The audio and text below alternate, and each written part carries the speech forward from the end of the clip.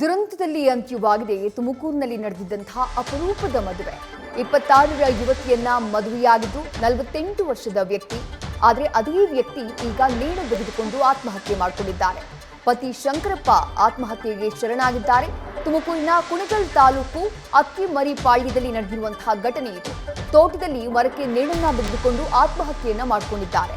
ಮೃತ ಶಂಕರಣ್ಣನ ತಾಯಿ ಈ ಬಗ್ಗೆ ದೂರನ್ನ ದಾಖಲು ಮಾಡಿದ್ದಾರೆ. ಹುಲಿಯೂರು ದುರ್ಗಾ ಪೊಲೀಸ್ ಠಾಣೆಯಲ್ಲಿ ಕಂಪ್ಲೇಂಟ್ ಅನ್ನ ನೀಡಿದ್ದಾರೆ. ಪೊಲೀಸರಿಂದ ಶಂಕರಣ್ಣನ ತಾಯಿ ಹಾಗೆ ಹೆಂಡತಿಯ ವಿಚಾರಣೆ ಸದ್ಯ ನಡೀತಾ ಇದೆ. ಕುಣಿಗಲ್ ಸರ್ಕಾರಿ ಆಸ್ಪತ್ರೆಗೆ ಮೃತದೇಹವನ್ನ ರವಾನೆ ಮಾಡಲಾಗಿದೆ. ಕೌಟುಂಬಿಕ ಕಲಹದಿಂದಾಗಿ ಆತ್ಮಹತ್ಯೆ ಮಾಡಿಕೊಂಡಿರುವಂತಹ ಶಂಕೆ ವ್ಯಕ್ತವಾಗ್ತಾ ಇದೆ. ಕಳೆದ 3 ದಿನಗಳಿಂದ ಪತ್ನಿ ಹಾಗೆ ತಾಯಿಯ ಮಧ್ಯೆ ಗಲಾಟೆ ನಡೀತಾ ಇತ್ತು. ಆ ಗಲಾಟೆಯಿಂದ ಬೇಸತ್ತು ಶಂಕರಣ್ಣ ಅವರು ಆತ್ಮಹತ್ಯೆ ಮಾಡಿಕೊಂಡಿದ್ದಾರೆ ಎನ್ನುವಂತಹ ಮಾತುಗಳು ಕೇಳಿಬರ್ತಾ ಇದೆ. ನ್ಯೂಸ್ ಫಸ್ಟ್ ಪ್ರತಿಕ್ಷಣ ನಿಮ್ಮೊಂದಿಗೆ.